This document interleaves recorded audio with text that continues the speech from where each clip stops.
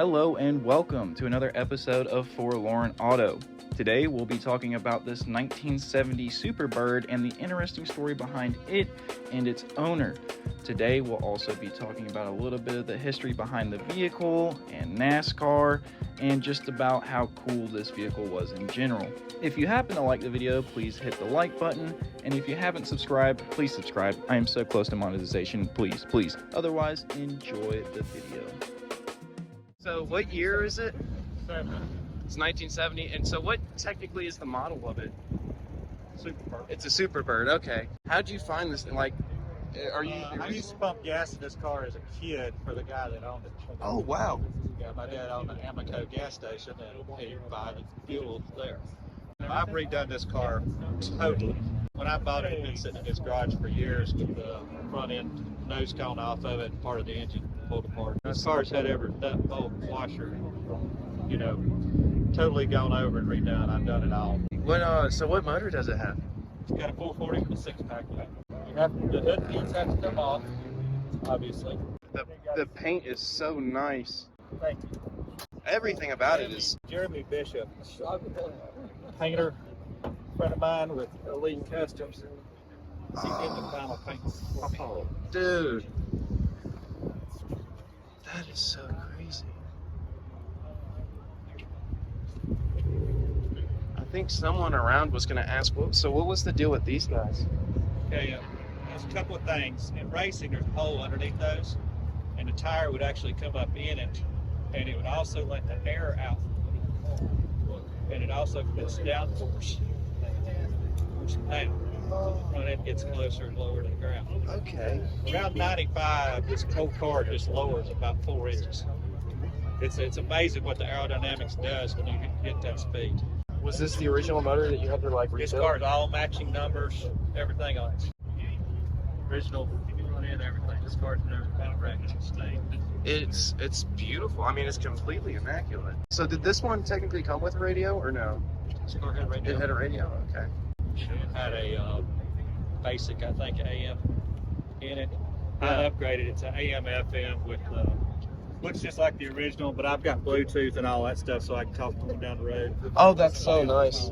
How often do you drive it? Do you drive this like, is it a Sunday cruiser for Whenever you? I want to. Oh man. I don't care.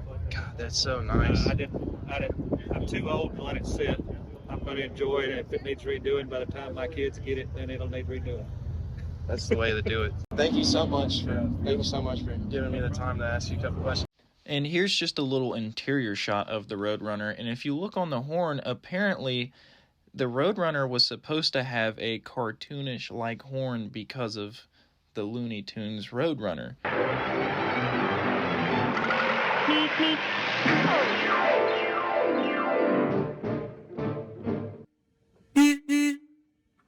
71 Plymouth Roadrunner horn.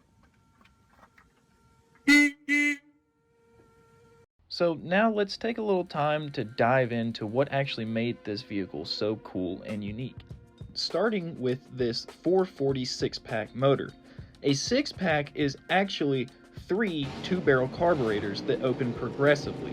And the way that I found that it opens progressively is that it will start from the center and vacuum lines will open the front to rear carbs. So this setup on the 440 made about 390 horsepower and 490 foot-pounds of torque. The 4-barrel 426 7-liter Hemi engine that was also used in the Superbird made about 425 horsepower and 490 foot-pounds of torque with a 0 to 60 of 5.5 seconds.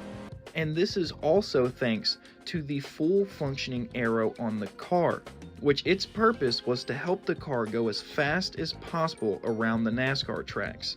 It's said that the nose and giant wing could produce over a few hundred pounds of downforce at top speed, making cornering even more easy, and there are reports that the Superbird could go over 200 miles an hour.